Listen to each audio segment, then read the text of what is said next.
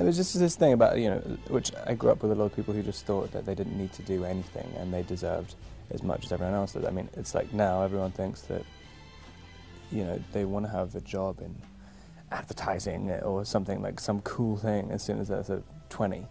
And, when everyone else thought, you had to go on the conveyor belt and go through work till you're 45 until you have a reasonably cool job.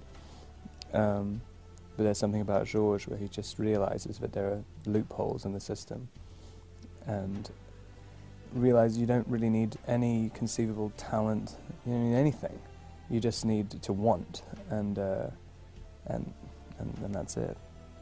And it's just, and the more he succeeds, the more contempt he has for everybody as well, because you realize that all these other people, are trying, they're just fooling themselves.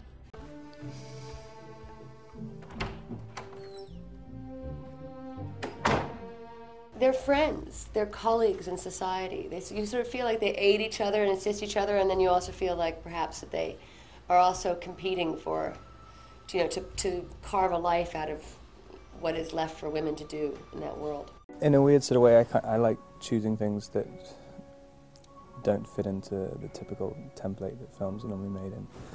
And I read this, and it just seemed like, it's about a bad guy, really, who ends up winning big at the end by doing bad things. and there's absolutely no repentance, and he learns no lesson at the end. And I thought, like, well, it's not really told that often.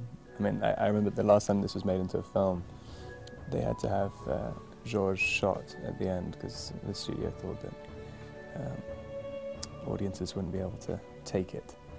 But this one, he just wins the lottery at the end. He's incredibly proficient and professional, and he's such a lovely, lovely human being. And I feel so lucky that I've been able to play this part with someone as kind and as much of a partner as he really is when we're filming all the scenes we have to do. We sort of, you definitely feel like you're a team trying to work things out, and again, he and I just laugh all the time and giggle and make fun of each other and just have a really good time together. He's fun to be around, and funny and odd and everything. He's lovely.